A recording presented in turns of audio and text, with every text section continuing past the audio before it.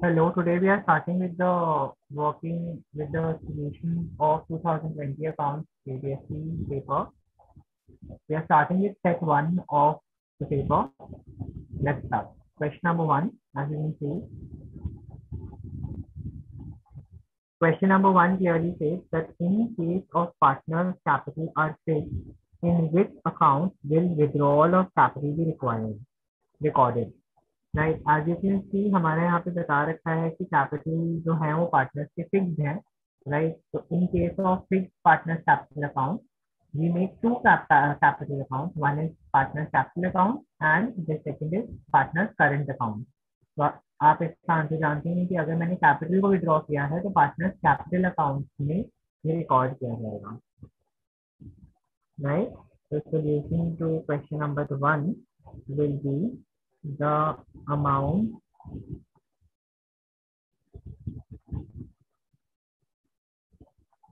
of withdrawal of capital will be recorded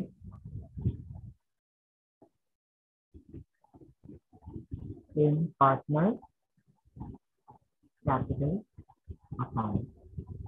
Once again, I'll repeat.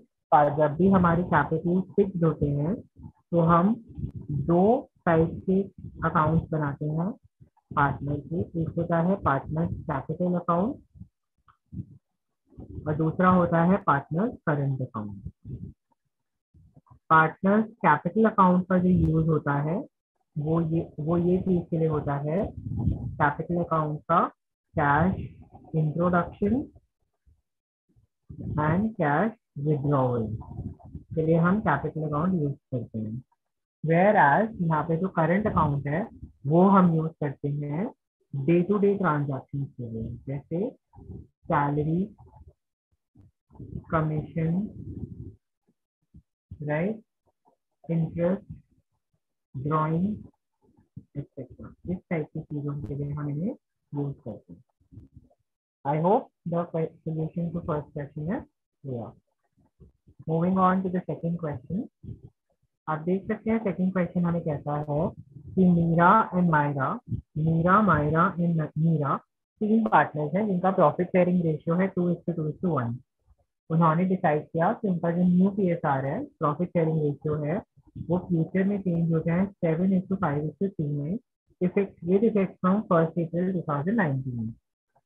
Their balance sheet as on the date showed a balance of 45,000 in advertisement expense account. आपको पता है advertisement expense account जो होता है वो एक fictitious asset होता है जो partners में distribute किया जाता है।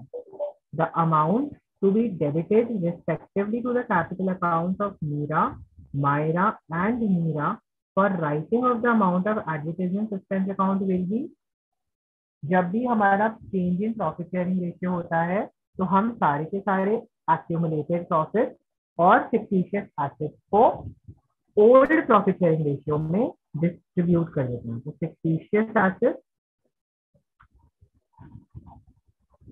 And accumulated profit and losses है ना, ओल्ड प्रॉफिट शेयरिंग रेशियो में डिस्ट्रीब्यूट किया जाता है। तो आप जानते हैं यहाँ पे 45,000 is the amount, whereas the ratio of Meera का जो रेशियो है दैट इज 2/5 है ना, so that comes out to be 18,000। Same amount आएगा मायरा का कैलकुलेशन भी बिल्कुल सेम रहेगा, 45,000 into 2/5 that is 18,000 and Meera का कैलकुलेशन will be, मीरा का calculation would be 45,000 into 1/5 that is going to be 9,000। right, अब how to present this particular thing in this answer sheet में, since this is a 1 mark question तो आप इसमें सीधा सीधा answer लिख सकते हैं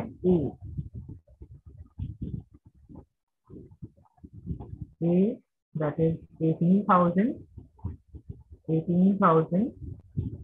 and 9,000। राइट, आई होप कोई प्रॉब्लम नहीं है यहाँ तक। I think so everything should be very clear. Moving on to the next question, question number 3. Question number 3 हमें बोलता है मोना टीना पार्टनर्स हैं.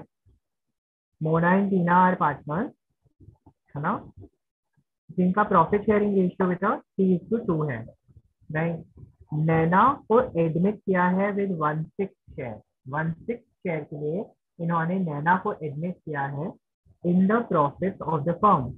At the time of admission, workman compensation reserve appeared in the balance sheet of 32,000. The claim on account of workman's compensation was determined at 40,000. Excess of the claim of the reserve will be. अब हम इसको करेंगे क्या? अब आप देख सकते हैं there is an increase in the liability. हमारा वर्कमैन कॉम्पनसेशन का जो फंड है उसका अमाउंट 32,000 से 40,000 हो गया है. So there is an increase in liability. So hence increase in liability will be debited to revaluation account. Right? आपको ये चीज याद होगी, वर्कमैन कॉम्पनसेशन फंड का जो हमारा एडजस्टमेंट होता है वो क्वाइट सिंपल होता है कि वर्कमैन कॉम्पनसेशन रिजर्व के केस में हम दो एडजस्टमेंट होती हैं. If there is an increase in claim, if there is an increase in claim, that is treated through revaluation account, है ना. और if there is a decrease in claim, तो उसे हम पार्टनर्स कैपिटल अकाउंट के through treat करते हैं. Right? In this particular question, there is an increase in claim, hence it will be treated through revaluation account. Hence the answer is B. Debited to revaluation account. I hope यहाँ तक बिल्कुल clear है, कोई problem नहीं है. Moving on to question number 4. Question number 4 हमें कहता है Diya, Riya and Piya are partner sharing profits and losses in the ratio of 2:3:5. Was that Tia died on 28 November 2019. Her share of profit was taken equally by Dia and Ria. Dia's share of profit in the new form will be. आपको दिया का नया share निकालना है. आप देख सकते हो दिया is Tia is the amount, Tia is the person who died. तब आप यहाँ पे कैलकुलेशन सिंपली कर सकते हैं डेथ के केस में. Question number 4. Tia's share of profit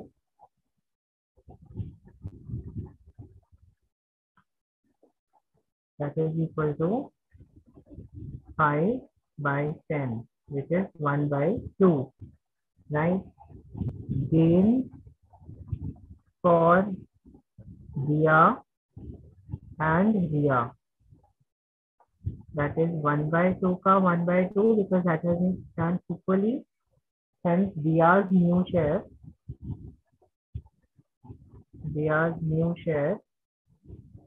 will be 2/10 plus 1/4, which is 4s are 40 and 10, that is 18/40, which can be on a simplified note written as 9/20. I hope clear है हमने कैसे इसकी calculation करी है. Moving on to question number 5.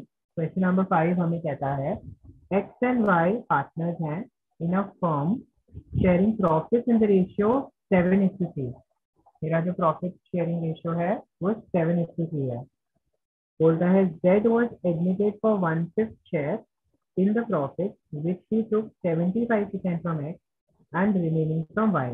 Calculate the sacrificing ratio of X and Y. बेटा X हमने Z को admit किया है, Z में 75% प्रॉफिट जो है वो किससे लिया है? X से लिया है. That means remaining 25% has been taken from Y. That means मेरा जो sacrificing ratio हो जाएगा इस particular केस में, that would be मेरा जो sacrificing ratio हो जाएगा इस particular केस में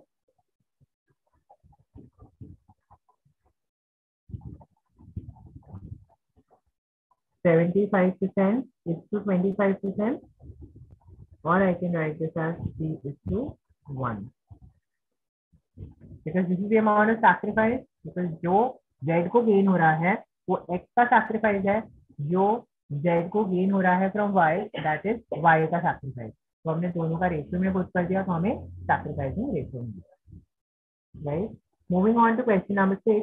सिक्स क्वेश्चन हमें कहता है name an item that is never shown in the payment side of the receipt and payment account but is shown on the debit side of the income and expenditure account. मतलब हम इस item को कभी भी receipt and payment के payment side में नहीं दिखाते, लेकिन हम इसे debit side of income and expenditure account में दिखाते हैं। तो अगर हम लॉजिकली बात करें वह रिसीप्ट एंड पेमेंट का जो पेमेंट साइड होता है वो ये हो गया दिस साइड, लेकिन इनकम एंड एक्सपेंडिचर के डेबिट साइड में हम उसे शो करते हैं। तो अगर आप ध्यान देते हैं ये होता है कैश बेसिस का, ये होता है अप्रूवल बेसिस का, है ना। तो अगर आप देखें outstanding rent, rent yet to be paid, मतलब अभी पे नहीं किया है, तो that is one of the item. आपसे एक आइटम मांगा था, an item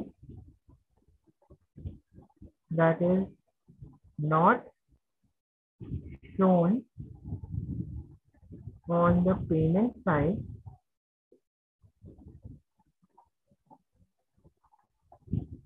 of receipt and payment account and debit side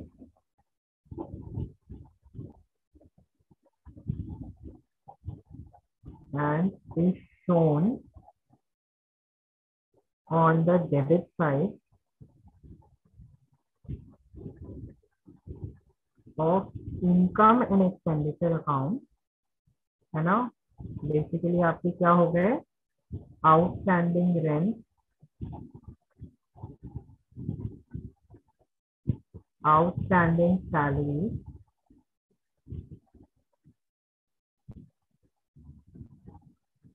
है ना। Basically all the outstanding amount, right. या फिर प्रीपेड नहीं शो होता, प्रीपेड नहीं हो सकता, राइट। आई होप यहाँ तक क्लियर है। क्वेश्चन नंबर 7 पे मूव ऑन करेंगे। क्वेश्चन नंबर 7 हमें कहता है, तो अगर आप नोट कर रहे होंगे मेरी जो प्रेजेंटेशन है आपके पेपर वाइज बन रही है, तो आपके पेपर में भी कुछ प्रेजेंटेशन आपका जो एग्जामिनर है वो कुछ इसी टाइप से एक्सपेक्ट करता है, राइट। क्वेश्चन नंबर 7 अगेन एक एमसीक्यू है। बोलता है A B and C were partner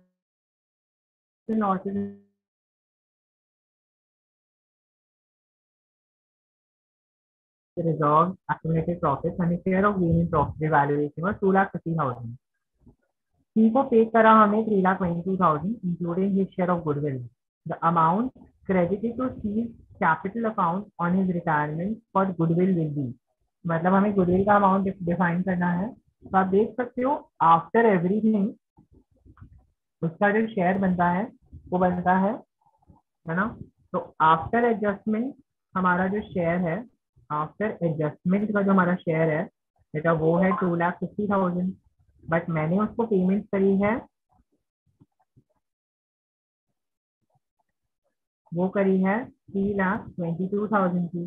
तो बेटा मैंने यहाँ पर उसको 72,000 एक्स्ट्रा पे करे है ना। I have paid him extra 72,000. So this 72,000 extra is basically his goodwill amount that we have given him, right?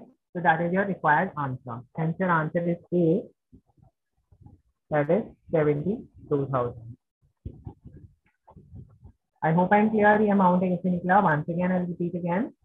ये हमारा अमाउंट हमारा निकला, जो अमाउंट मैंने पे किया माइनस ये तो एडजस्टमेंट के बाद मेरा कैपिटल का बैलेंस था that was 250. So yet next remaining amount बना 72,000 which will be paid to the requisite partner. I hope यहाँ तक कोई प्रॉब्लम नहीं है। क्वेश्चन नंबर 7 तक एवरीथिंग इज वेरी क्लियर। चलिए we'll move on to the next question, right? That is question number 8. Again a question from partnership account, देख सकते हैं। बोलता है Rahul, Sahil and Jatin were partners in a firm sharing profits and losses in the ratio of 4:3:2. Rahul died on 15th October 2017. At the time of the capital of Sahil and Jatin after all adjustments was 3,56,000 and 2,44,000 respectively. ठीक है ना। तो मतलब मुझे ये बता दिया कि यहाँ पर राहुल की डेथ हुई है ना, जिसका रेशियो था 4:9, है ना, जो 15 अक्टूबर के जिसकी डेथ हुई। और साहिल और जतिन जो रिमेनिंग पार्टनर थे, उनका capital after all adjustment were 3,56,000 and 2,44,000। साहिल और जतिन ने बोला कि हम एडजस्ट करेंगे उनके कैपिटल को according to the new profit sharing ratio by opening the current account, calculate the new capital of Sahil and Jatin. बेटा हमें ये चीज क्लियर है कि हमारा जो न्यू प्रॉफिट शेयरिंग रेशियो है, दैट इज जो हमारा न्यू प्रॉफिट शेयरिंग रेशियो है ऑफ साहिल एंड जतिन, वो हमें हमारा क्लियर हो जाएगा, that is 3:2 because nothing is mention. तो जो हमारा राहुल का शेयर है हम उसको काट देंगे, बाकी सबको ऐड कर देंगे, है ना। आपको यहाँ पे ये बता दिया जतिन का कैपिटल बैलेंस और साहिल का कैपिटल बैलेंस, वो आपको क्वेश्चन में ऑलरेडी दे रखा है। जतिन का आपको दे रखा है 2,44,000 एंड साहिल का आपको दे रखा है 3,56,000। तो आप देख सकते हैं यहाँ पर हमारे पास टोटल कैपिटल आ गया 6 लाख रुपीज। तो मुझे अगर new profit sharing new capital निकालना है फर्म का, तो जतिन का हो जाएगा 6 लाख का 3/5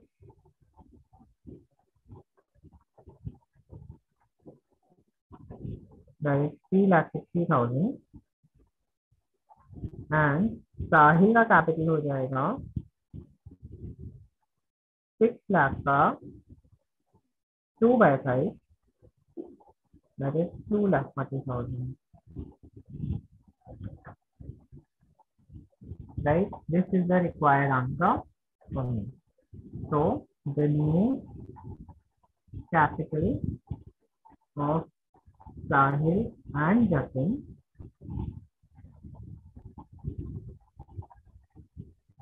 मैंने आई होप गलत तो नहीं कर दिया। यस, शायद मैंने उल्टा कर दिया इसको, ये 2/5 होगा और ये 3/5 होगा। So this is going to be 2,40,000 and this is going to be 3,60,000, because यहाँ पे जतिन और साहिल है और हमें क्वेश्चन में साहिल और जतिन दे रहे हैं, that is 3,60,000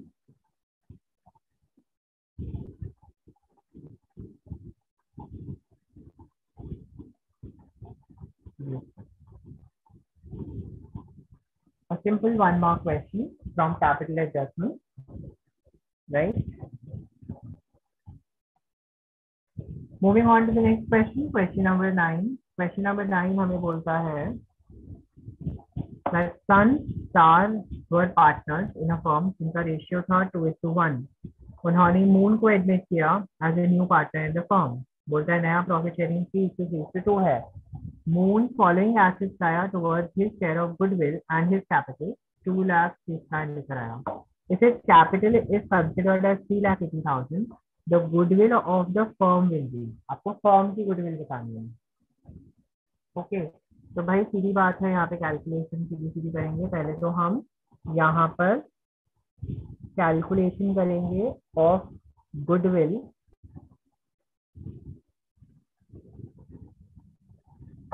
bought by moon. Moon कितना गुडविल लेकर आया? तो मून गुडविल लेकर आया मशीनरी 2 लाख, उसके साथ साथ फर्नीचर 1,20,000, उसके साथ साथ स्टॉक 80,000, उसके साथ साथ कैश 50,000। तो अगर आप देख सकते हैं वो टोटल में 2 into 4,50,000 लेकर आया, है ना, जिसमें से गुडविल का अमाउंट निकल जाएगा 4,50,000 माइनस 3,80,000, है ना, that would be 70,000। Whereas 70,000 is the goodwill that he bought for और मून का शेयर कितना है? मून का शेयर है 2/8, 3:2, right? Right. So therefore, goodwill of the firm would be 70,000 into reciprocal of this 8/2, 16 and 5, 14 and 24 and 26. So that's 20,000. The answer is B.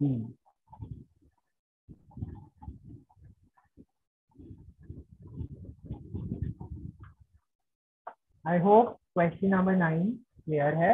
कोई problem नहीं होनी चाहिए. It should be quite clear.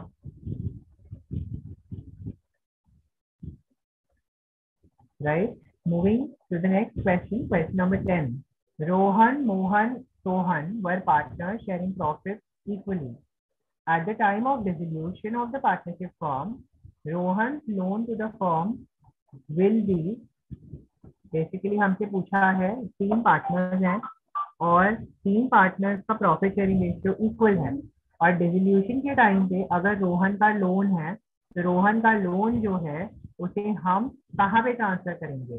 Rohan के loan को given to the dissolution, हम रोहन के loan को उसके लोन अकाउंट से ट्रांसफर करेंगे. तो आप जानते हैं कि रोहन के लोन अकाउंट में ऑलरेडी क्रेडिट बैलेंस शो किया हुआ होगा, राइट?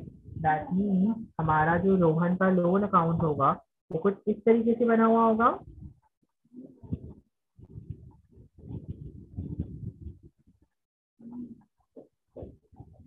हमारा बाय बैलेंस बीडी यहाँ पर आया हुआ होगा, जो भी अमाउंट है ना, वट एवर अमाउंट. इसको पे ऑफ करने के लिए या तो मैं यहाँ पे डेबिट करूंगा कैश को, राइट, या मैं इसे ट्रांसफर कर दूंगा, या तो मैं इसे क्रेडिटेड कर दूंगा बैंक अकाउंट को, या मैं इसे क्रेडिट या फिर मैं रोहन कैपिटल अकाउंट में करूंगा. देखो रियलाइजेशन अकाउंट में तो कर ही नहीं सकता, यहाँ पे सॉरी यहाँ पे और यहाँ पे तो कुछ भी नहीं हो सकता, right?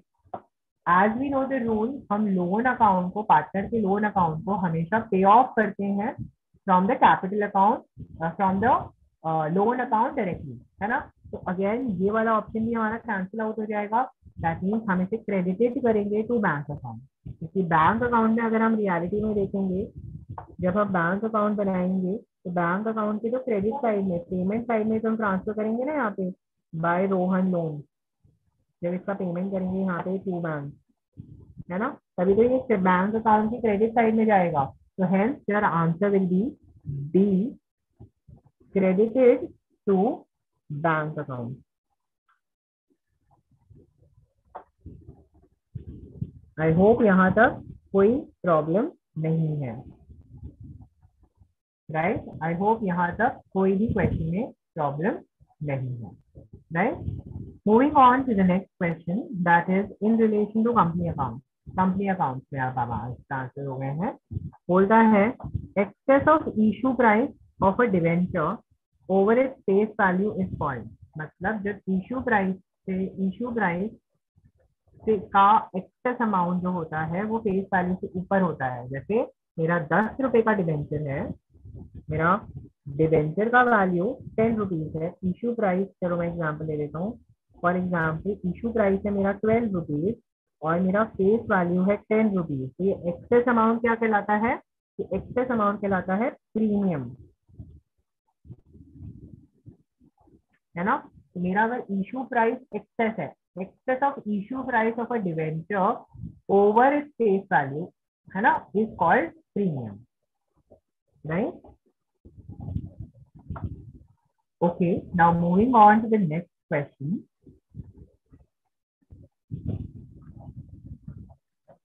Question number 12.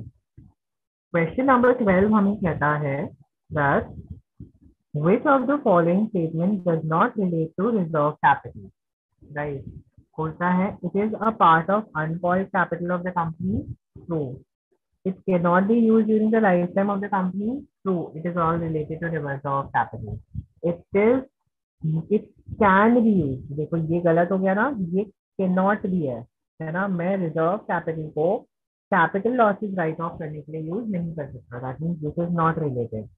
B part B का चेक कर लेते हैं. It is a part of subscribe capital, that is true, है ना. तो हेंस हमारा यहाँ पे आंसर हो जाता है सी पॉइंट. क्वेश्चन नंबर 12 का, क्वेश्चन नंबर 12 का हमारा आंसर हो जाता है C point, that it can be use for writing off capital losses.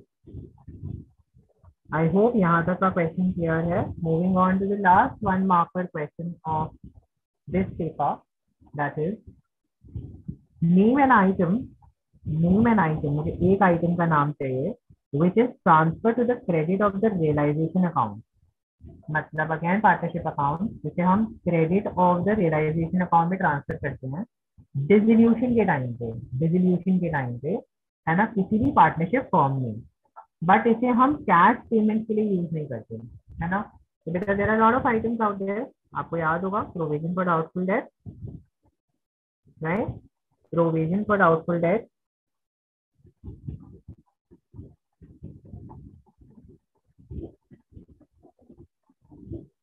उसके बाद में और भी कोई नाम जो आप सोच सकते हैं. Provision for depreciation,